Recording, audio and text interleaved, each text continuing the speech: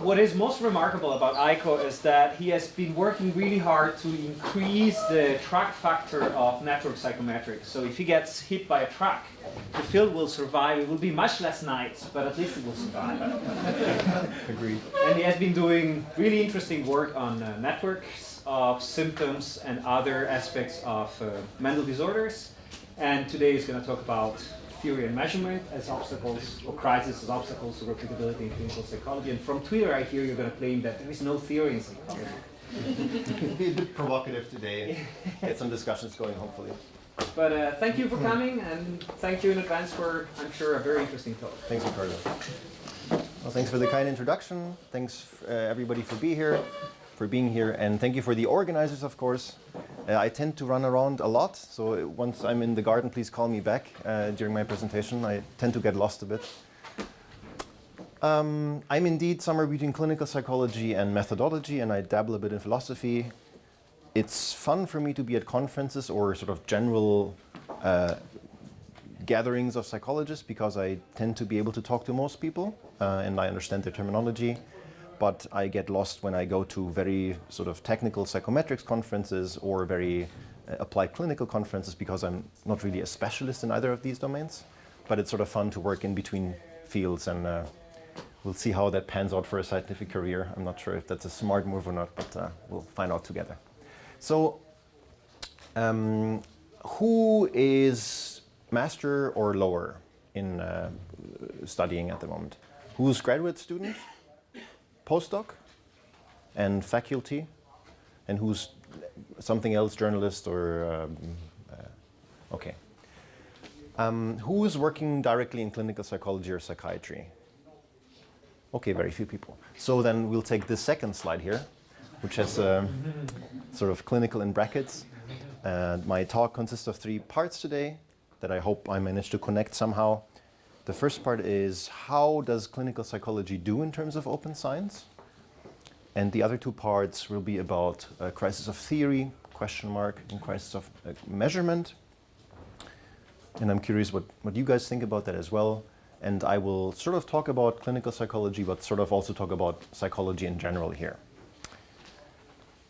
When I started with the presentation, I thought this is all the first part will be, just crickets, because there is very little open science in clinical psychology.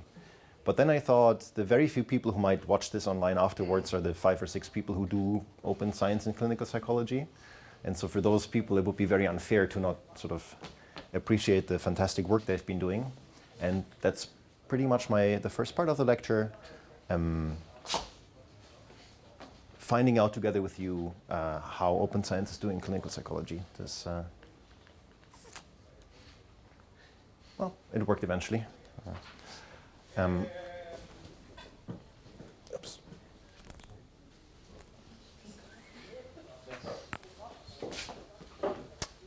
Sorry for that. Yeah.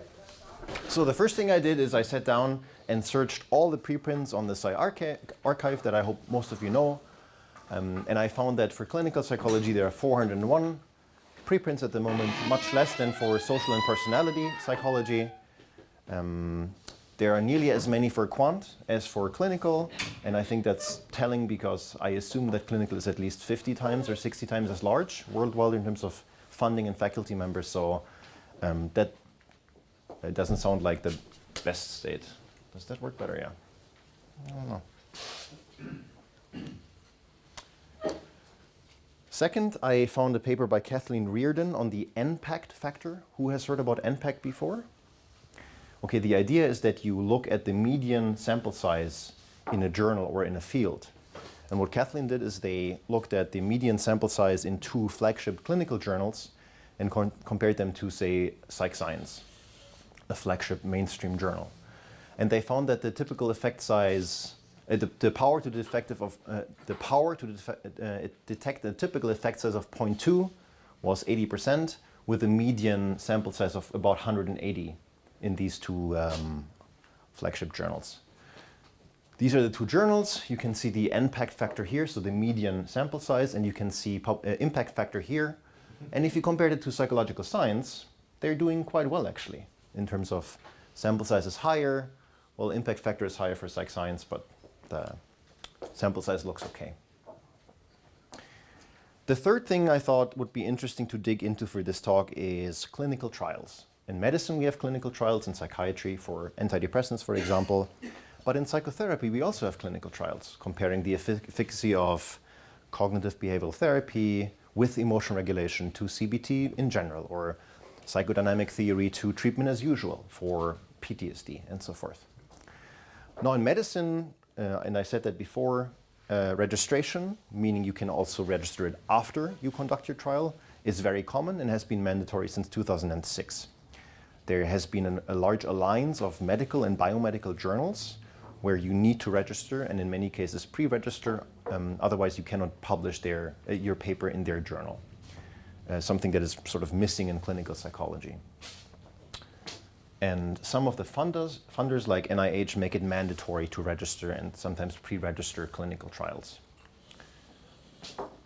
The APA Journal Article Reporting Standards, JARS, do not make it mandatory to register or pre-register clinical trials in clinical psychology. They make a lot of other things mandatory, but this is open to interpretation, and you can sort of do whatever you want, which is not a good state to be in for the field. And there was an interesting paper in 2016 by Lucas, who looked at 163 clinical trials, so psychotherapy trials, in clinical psychology journals. I think these were all top 20 impact factor. No, nobody saw that.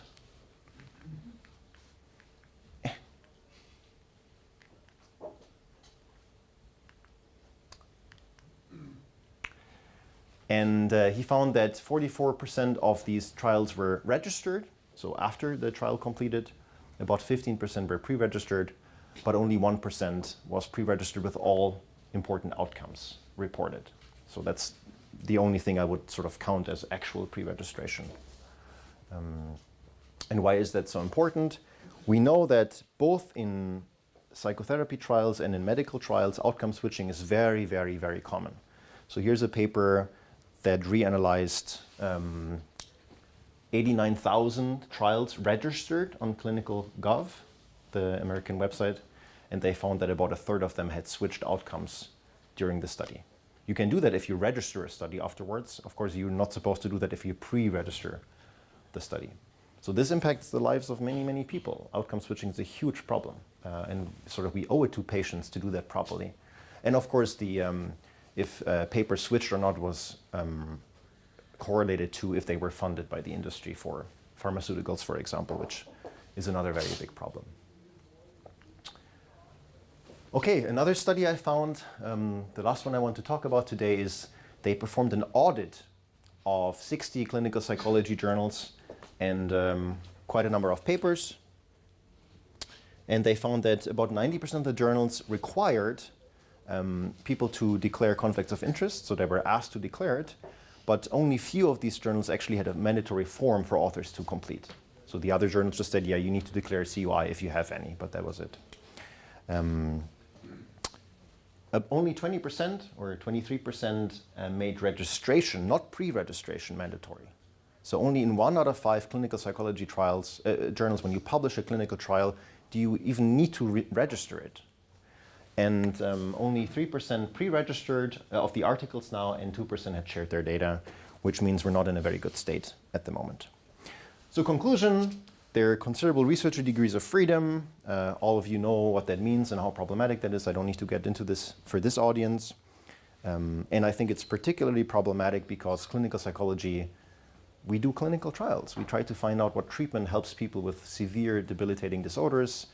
Suicide is very common for these disorders and other impairment issues and so forth. So I'm sort of unhappy about the state in our field. So there are 4 arguments or 5 I want to make why clinical psychology is sort of behind. The first 2 arguments are arguments I hear very often from the field. It's exploratory in nature, we're trying to find things out, and our samples are really large, replications are difficult, we have specific populations and so forth. And I think these aren't the worst reasons, but I don't think they're good reasons either. And other fields have shown us that we can work around these problems. We have exploratory reports, for example, now, where you register what you want to do with the data roughly, but you can still practice open science practices. You can limit your degrees of freedom that are problematic, especially reporting practices. Nobody minds if you look at your data, but we want to know if you thought about this stuff before or after you looked at your data. Again, Zoltan made that point in detail. You should explore your data. There's no problem with it. Another fair point that is raised often is that we have sensitive data. Now, you can anonymize your data. That's possible. But to share the data, not only do you need to get IRB approval at the university, and you need to make sure that everything is conformed with the new GDPR in Europe, you also need often ethics approval by hospitals or psychiatries or clinical practices where we collect our data. And that's very, very different from university IRB, of course. Their rules are often from the 70s or 80s. They have no interest in sharing data because they have no interest in sort of open science. Their interest is to protect their patients. So that can be very difficult to do. I think another point is that all the really big dramas we all know, Hauser and Stapel and so forth, the Dad Salmon paper and neuroimaging, Sternberg has a couple of papers retracted now, the Wansink drama from last year, none of that is in clinical psychology. And I really think it sort of helped social psychology that a lot of the dramas happened early on in that field. I really think it helped that field getting on the right track in terms of open science. The last point I want to make, and I don't mean to be critical of large initiatives in the field, but to us clinical psychologists, it can be sometimes hard to connect to open science topics because not everything that is written up there feels like it was written with clinical psychology in mind. And of course, it's on us to sort of engage with that. It's no excuse, but I'm just delivering a reason why I think clinical has not engaged that much with open science practice. For example, if you read the fantastic manifesto of the Psych Science Accelerator, 2017, I think it was published, as a clinical psychologist, you don't think this relates to you at all. It feels all very experimental. Yeah. Oops, so this is me trying to find other clinical psychology people doing open science. 2015, 2016, I thought there must be a Facebook group or there must be people on Twitter, and there was nobody, or nearly nobody. And it was very disheartening for me and other people who want to be engaged in this. And so I wanted to conclude with a bit of a bright side here. In a sense, we have much more experience with this than you. Because if you wanted to publish a clinical trial 2006 in a medical journal, we needed to pre-register that in clinical psychology. So there are clinical psychologists who have been doing this 10 years longer than social psychologists. And we should use that expertise more. Sorry, I didn't mean to start the we-you discussion or me-you discussion, sorry for that. But sort of there are people in my field who have a lot of expertise with this because they've done that many, many times over the last decade or 1.5 decades. And that's a resource that isn't used very much. Then there's some new journal initiatives. So JCCP, for example, makes pre-registration mandatory starting in March, which is fantastic. It's a big clinical journal. And Assessment has a new editor who implemented registered reports. It's a sort of methods journal, but they do a lot of clinical assessment as well, which is very, very cool.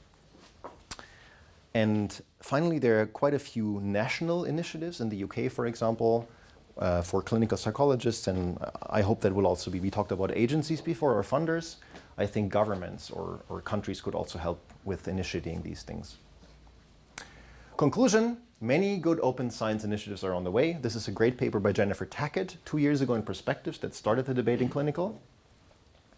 And because I told you how I looked like when I was really sad not finding people, this is how I looked like when I finally sort of connected to the open science community.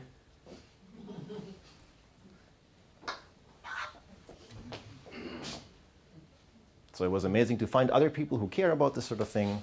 But we're not there yet, and this is the same paper. I tried to download it yesterday, and it's an open science paper behind a paywall. So there's still a couple steps to go.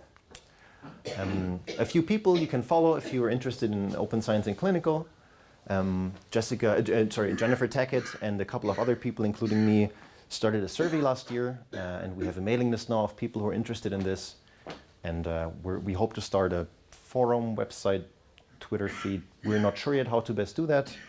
And I also write, every month I write a column on my blog where I summarize sort of open science news in clinical psychology. So if you're interested in that, check that out. All right, second topic, clinical psychology or psychology theory crisis. And I'll start out with myself here. This is me a couple years ago. This is how I look without a beard. I was a master's student back then, and I was really interested in formalizing theories, specifically evolutionary theories of depression. Yeah, there's a lot of work being done on evolutionary theories of depression. There's quite a few here. Some of them are really interesting, I think, and plausible. I think it's important to ask about sort of evolutionary reasons for mood that we have today. And so what I thought is I could write an agent-based model with 80 people in an evolutionary environment, some of which have the trait I'm interested in, depression, and see if they have actual fitness benefits. You know, the way you're supposed to do this sort of thing. And so I asked a couple of questions. So in order to do that, I needed to translate the verbal theories people gave me, these papers, into equations, math, sort of numbers. So what exactly is the phenotype? What features does the phenotype have? What is the group size of people living in an evolutionary environment? I needed to put in my number of agents in the model. Who is depressed, who isn't, what is the strategy, what are the mechanisms, and so forth. And this is me sort of, this is my success in this project. I'm the frog. So it completely failed. I couldn't do any of the thing I wanted to do, and I haven't published this yet. I sort of made something up in the end. But I was very unhappy because I couldn't formalize the theories because they were too vague. They were ambiguous and they were easy to misinterpret. So the evolutionary theories of depression were untestable and therefore unfalsifiable. And that's not a good state of theory to be in, I think. They were vague and ambiguous, and they were verbal theories. And whether depression comes out as adaptive or not in my model depends entirely on myself as a theorist and not on the actual theory. Or in other words, to actually test the theories, I would need to ask the authors of the papers to come to me and explain everything in detail. And I did that for a few authors, and turns out they hadn't thought about some of the details. Well, that's hard, and I'm not blaming them for that, but that's sort of my experience with this. And this is where that part of the talk is coming from, frustration. So let's think about theories for a second, and let's step away from psychology. How do theories work in other fields of science? Well, scientific theories give inference tickets, say philosophers. What does that mean? You can make something up in theory on a piece of paper or in a computer, and you can test what would happen to that thing in theory given certain, like an earthquake. You can just test how a theoretical building will stand given a theoretical earthquake. That's amazing. That's amazing, and I don't think we ever do that in psychology. Yeah, there are exceptions and there are people working really hard on this, but in general, do we teach theory formation to students in any program in Europe? I wouldn't know that we do. And we've done amazing feats with theory. We can build bridges that will actually stand. We don't need to build 1,000 bridges, right? We can send satellites into space. And yes, a lot of that has been trial and error, but for some of these things, we really figured out physical constants. We know a few things about the world by now. Otherwise, we couldn't send satellites into space. So again, not theories make predictions, but theorists make predictions in a lot of psychology these days. And I think that's a problem. And just to sort of elaborate that point, we have theoretical biology and theoretical economics, and we even have theoretical mathematics. I don't know what that is, because math sounds pretty theoretical to me already. But we don't have theoretical psychology. Why is that? That seems odd to me. There's a lot of good, interesting theory in psychology, but it's not something we usually tend to talk about very much. And we use the word theory very loosely in psychology. A couple of sentences in a paper, that's a theory. Connected to that, I think psychology is hyper-empirical. And the projects that have been presented here, many labs and the PSA and so forth, are amazing projects, including Joachim's ideas, you know, on how to make certain features of an experiment variable. But it's sort of, they're all hyper-empirical. There's thousands of people we collect for sort of smaller experiments. And for me, that's a symptom that we don't think enough about theory. We should still do all these things, and they're fantastic, and they should be funded and so forth. But I think we should also think about theory more than we do, at least for the purpose of this talk today, to disrupt a bit and get you thinking. I think a sign for this issue is also that theories and statistical methods in psychology are often merged together. We don't distinguish them. The word model itself is hugely problematic. I never know if you say model if you mean theoretical model or statistical model. They're different things. Think about the G factor of general intelligence. Why is it called a factor? Because we use factor models on the data for intelligence. The G factor has become synonymous with a unidimensional reflective latent variable model. But the theory is something very different from a factor model, or at least it should be, and it originally was something very different. And I have no problem with this theory, by the way. It's just an example where statistics and theory sort of come together. And Danny Borsboom, my postdoc supervisor a couple of years ago, has called this theoretical amnesia. And there's a fantastic blog post that was eye-opening for me when I read this, 2013, on the open science framework, where he describes this problem. And Ivan, in the introduction, has made a similar point at the very end, saying, well, we need theorists, we need philosophers of science and psychology. We need people to think about this sort of stuff. So, example, there are thousands of papers estimating latent variable models in psychology. I think these are valuable papers. I love factor models. I understand them fairly well by now. It's a great methodology. But I often don't know what a latent factor means. It's not enough for me if you fit a factor model to your data. You need to tell me how you interpret the latent variable. Does the latent variable cause the observations in your data? In that sense, it probably exists as an entity in the world. Something that doesn't exist cannot cause anything.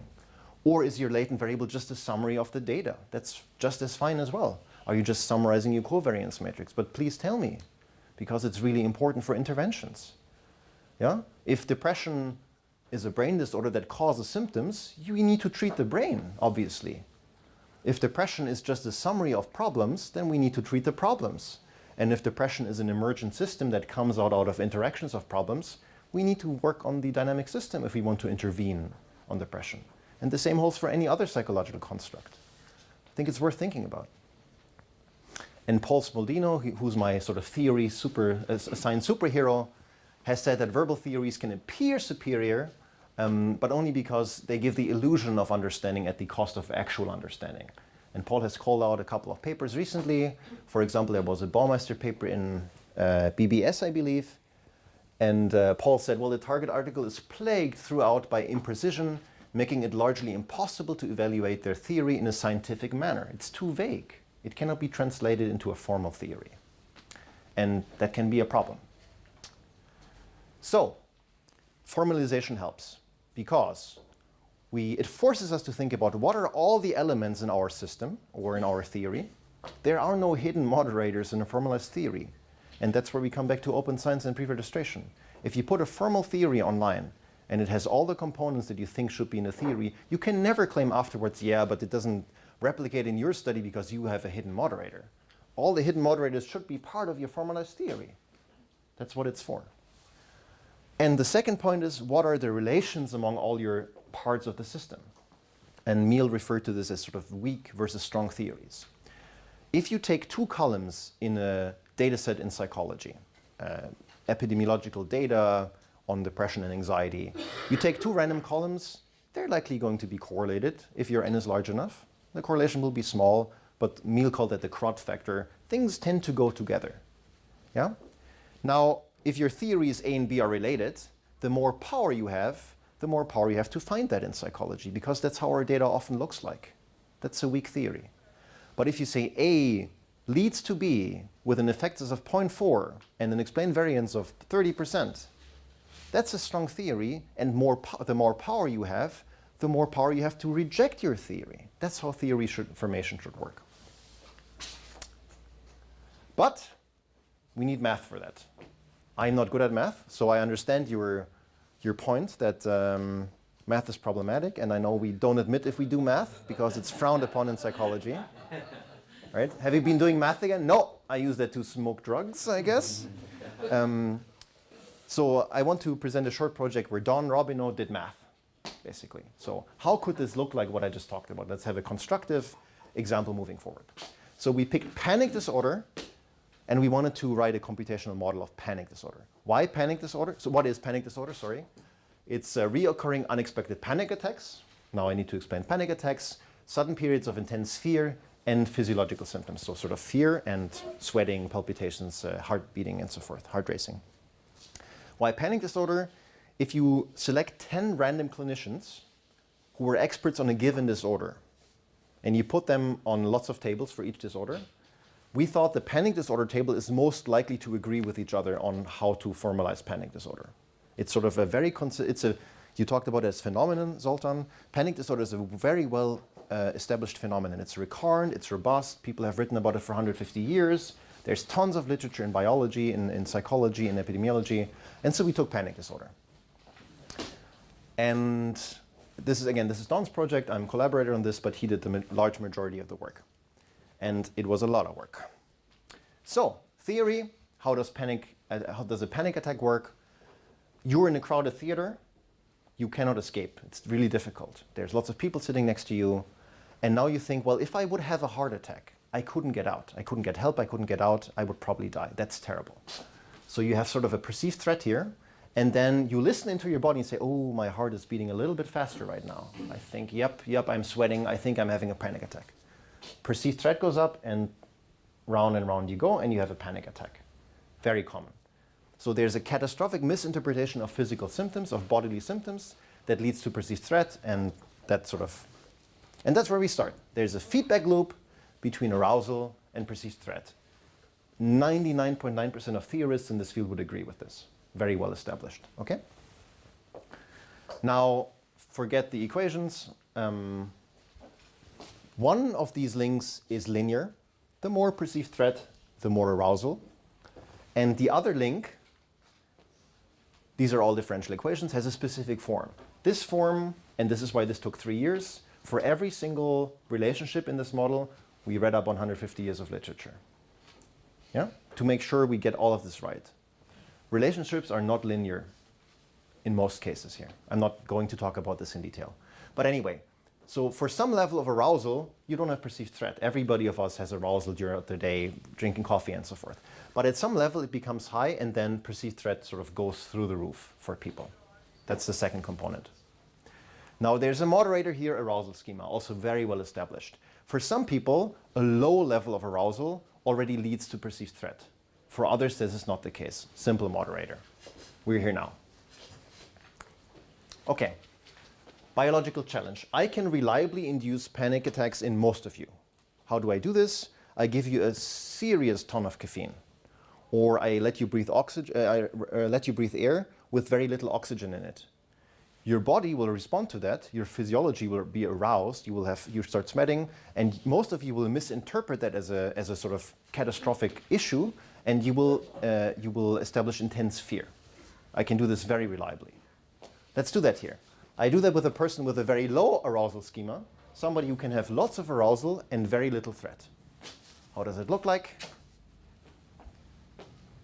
So I put arousal up to 0.5, but the perceived threat sort of tapers off.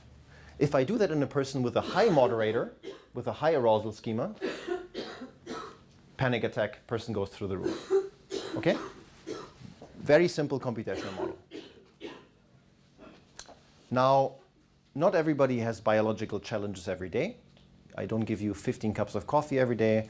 So next up, our person, we call him Panic Bob. Panic Bob, there's 2 versions of Panic Bob for the simplicity of the talk. There are many more. Again, low arousal Panic Bob and high arousal schema Panic Bob. And I send him through daily life. And there are daily fluctuations of arousal. Sometimes you run to the metro. You have lots of arousal. For people with a high arousal schema, this is enough to cause a panic attack. For people with a low arousal schema, this is not. So here, this Bob has quite a few panic attacks within 7 days, just due to natural variation in arousal. Is this a good model? No, this is a start. Next step. I know I'm rushing through this, but you're all very smart. I'm sure you can follow. So you know this part here now. What happens in patients when they're in the cinema and they think they cannot escape? If they have a heart attack, they leave the cinema. End of story. They escape. That downregulates all the fear, they don't have a panic attack. In the future, they will not go to the cinema anymore. That's what we see in patients with panic disorder. Yeah, that's all. And now this is the quick system here, and outside we have the slow learning system. So people update their beliefs, and they think, oh, the cinema is really dangerous. And whenever they leave the cinema to avoid panic attacks there, they say, oh yeah, I would have died in the cinema. Well done, I shouldn't ever go to the cinema again. And so their belief that the cinema is dangerous becomes more and more elaborate. And as a consequence, they avoid the cinema more and more, which leads to very big problems in daily life. Okay, so this is Panic Bob. And every Panic Bob can have different settings. I will not go into this. This is one version of a normal Panic Bob, okay? So what happens here? What can you see?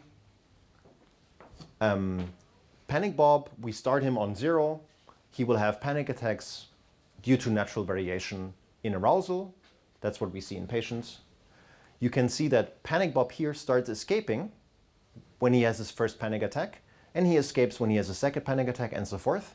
And you can see that he starts learning and he starts avoiding the gray curve here. So Panic Bob will not go to the cinema anymore. And at the very bottom, you see that the arousal schema, the learning, the cognitive learning, changes over time, and Panic Bob's arousal schema will go up, which makes him avoid more. Now we want to treat Panic Bob, and we know how to do that.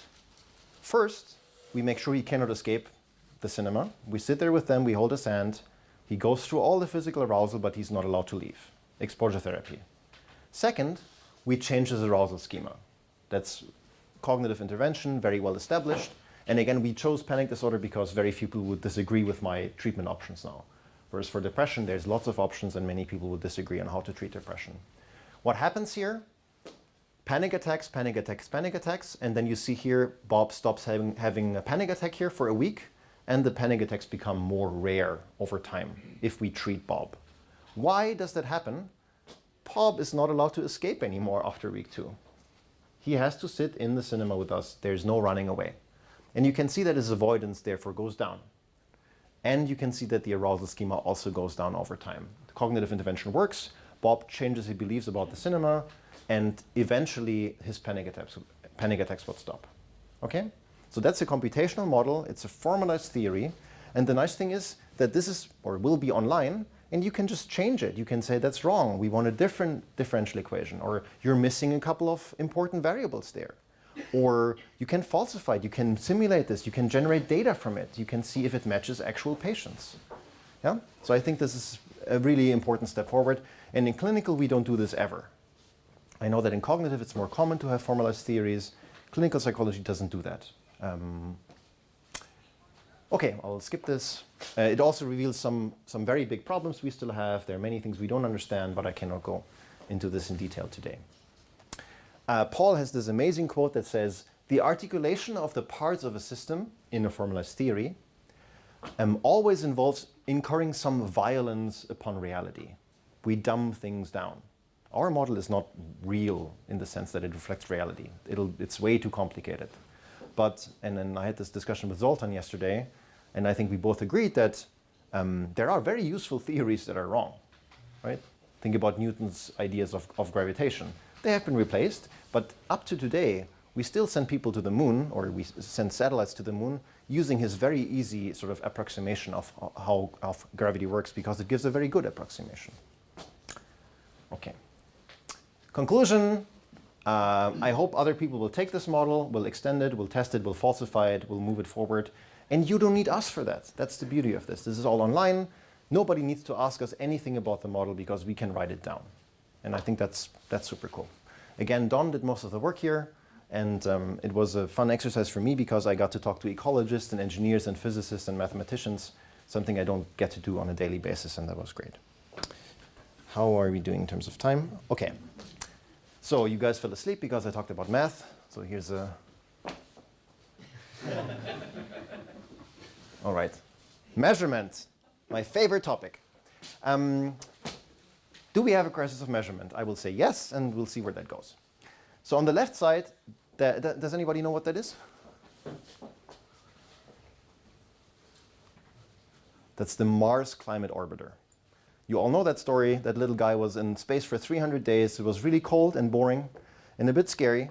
And when he entered Mars, he crashed because the Europeans were calculating in what I call normal units, and the Americans were calculating in different non-normal units. And so inches were meters all of a sudden, and that doesn't work out very well.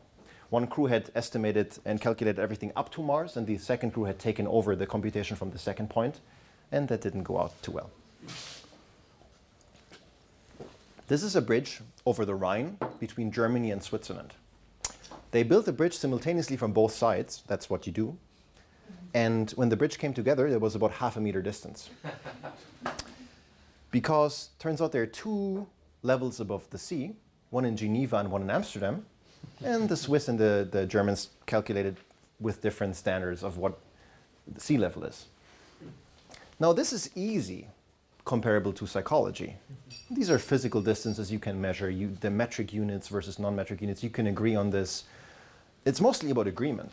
Psychology is hard. We measure intelligence that we cannot observe, and personality and mental illness and all these intricate things. And I don't think it's appreciated enough how hard that actually is. I see so many people making up scales. No. There are people who studied that for 20 years, how to make scales. That's a scientific discipline. Yeah? You're not doing it better than BuzzFeed. Don't make up scales just like that. They're like, it's not okay. Yeah, you need to talk to psychometricians for that, or you should at least consider it. So I got into this, and I got to work with the amazing Jessica Flake that Lisa mentioned before already, and we wrote a little piece called Measurement Matters. And I think that's underappreciated, and so I wanted to refer to it quickly. So measurement is hard in psychology. And because it seems underappreciated, Jessica and I put together sort of a reading list, an introduction measurement reading list. And everybody who's sort of like, I don't know measurement, but I want to sort of get into it a bit, that's the reading list, and you can get there with this QR code. If you have suggestions on how to extend the list, let us know. We'd be happy to extend it. I update it about every 8 weeks or so, if I find the time. So, importance is underappreciated. How can I tell? Jessica and other colleagues have been doing some work on that recently. And in Jessica's 2017 paper, which I recommend to read, it's shocking. They looked at 700 measurement instances. So these are not 700 papers, but sort of 700 measurement occasions across 39 papers. And they found that 40%, this is social psychology, 40% of all measurement occasions were measurements made up on the fly. No validity evidence. Researchers said, we want to measure X, and we will just ask a question about X. Now, there's nothing wrong. That's how you start with measurement. But I don't trust it as much as a validated scale. Scale validation is a process that takes time, and I'd be skeptical about these results. For 20% of all measurement occasions, and that's in JPBS, that's a fairly high impact journal in social, there was no validity evidence whatsoever. They didn't report a source where the scale comes from, nor validity evidence, nor reliability, let alone Chromos alpha or something like that. Nothing. And that's something you get away with in scientific literature and psychology. And I think that's a very big problem. And Whiteman and colleagues looked at 365 measurement instances in emotion research and found that 69% of all measurement instances were on the fly. They just wanted to ask anger, and they asked anger. There was no literature reported, nothing. So we call this a measurement-schmeasurement attitude in psychology, and wrote a preprint on it that's online. This is from Jessica's slides. Jessica says, and I agree, that all the open science things we're doing currently are targeted statistics, p-hacking, harking, and so forth. So the idea is that we want to prevent problems here so that inferences follow logically. Yeah, that's really important. I agree with this. But something we don't talk about very much is this here.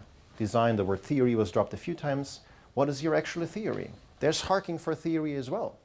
Right? We don't pre-register theories, or most people don't. What about measurement? And so we call this down here questionable measurement practices, focusing on this part here, QMPs. How do we find QMPs? QMPs are decisions, and that's a very important word. If you don't tell me if you use the Russian version or the English version of the BDI scale, and if you don't tell me what response format your items have or how many items there were, that's a decision you make. That's on you. Yeah? Everything you don't tell me in your paper is a decision you make. It may be actively, it may be not actively, but it's still a decision. And that's on you. And that's a problem. And I have lots of QMPs in my papers. So I'm pointing fingers always here. Yeah? Not just to you. So if you have QMPs in your paper, you leave important questions about measurement unanswered. That doesn't mean you're committing fraud. That doesn't mean anything bad per se. It just means that we have questions left. And without answering all these questions, we can evaluate the validity of your paper. Inferences don't follow if we don't know how you measured your things. So it's impossible to evaluate a wide range of validity threats. In the paper, we show that questionable measurement practices are very common. They offer an important source for flexibility, research degrees of freedom. If you have a 10-item scale, you can summarize that 10-item scale in over 1,000 different ways by omitting items. You can just use 10 items and then you use 9 instead. You can use a factor model. You can use a PCA. You can use a factor model with 2 scales or 3 scales. There are an insane amount of possibilities and permutations how to summarize 10 items. Yeah? And if you don't tell me in advance and in detail how you did this and want to do this, you might be cheating on me. I don't know. You're probably not, but I still want to know. I want to make sure you're not cheating on me. And as a consequence, they pose a underappreciated serious threat to cumulative psychological science. And yeah, addressing QMPs is necessary for meaningful replication studies. If you replicate something that another lab did, but you used a different measurement, I don't know what that means. And if you replicate something another lab did, but you don't tell me what you measured exactly, I don't know what the replication means. I really don't. So addressing this is important. I'll not go into this in detail here. These are the questions we have for you. And if you answer them, you're not questionable anymore. That would be great. I made a little album cover yesterday for our hot album that we're about to drop. Ben Jones took that picture sort of accidentally, and I figured we'd make it into sort of an album cover for our preprint. There you go. These are all fake citations. People said something else. I completely misused these. And now, yeah, that's a reminder to myself. Now I need to find the tricky segue back to clinical psychology, where I want to end. How much time do I have left? So 10 minutes. Okay, that's perfect. Then we move most of the questions to the panel session. So max 10 minutes. Okay. If you want to. Okay, then I'll end with a quick quiz about clinical psychology, test your knowledge. So, what is the most commonly assessed construct in psychology ever? I might actually be wrong about this, but I'm pretty sure that's the case. Depression. Yeah, I think depression. Why do I think this? Well, so there was a paper in Nature that had the 100 most cited papers in all of the sciences ever, including physics and biology. 3 of them are depression scales. That's pretty good evidence that we measure depression a lot. And we measure it as outcome, predictor, covariate, confound, mediator, moderator, and so forth. Most of you have assessed depression in some capacity, even if you're not in clinical, to control for it or, I don't know. It's quite commonly done. Okay, well done, class. How do we measure it? We give people a scale, the people answer questions, we sum up these answers to a sum score, 14 points for Bob and 21 for Susan, and then we enter the sum score in a statistical model in some capacity. Sometimes we split people on depressed or not depressed, so we binarize the sum score. That's what we all do. How many scales for depression are there today? As many as there are depression researchers. At least. So the answer is 280. And that's a conservative count, there might be more. The idea, so what people do, of course, and what all me included do, we assess depression with one scale. We do research on it. We don't justify why we use that scale out of the 280. And then we say in the end, depression and Facebook use are related or something like that. That's one of our papers. But would the same hold if we used another depression scale? There's very little research on this. I wrote a paper on this a while ago. The colors are different depression scales. These are the most commonly used scales in the literature. The BDI and the Hamilton are in there. And these are all the unique symptoms I found, 52 across these scales.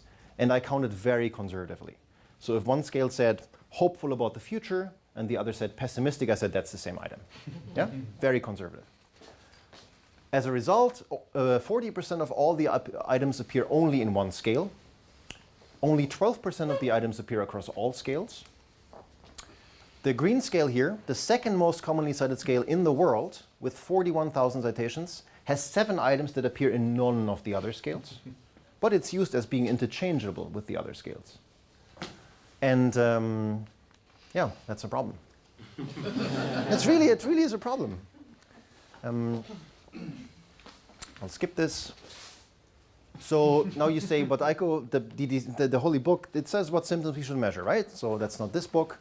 It's this book, the DSM. But if we look at the DSM symptoms for depression, 8 of them have ors in their question. That's insane. If you show this to a psychometrician, that person will get rashes and fever and sort of autoimmune responses. That's crazy. And 3 of the items are in different directions with an or. Do you sleep too little or do you sleep too much, Micah? Yes. What? All of the above.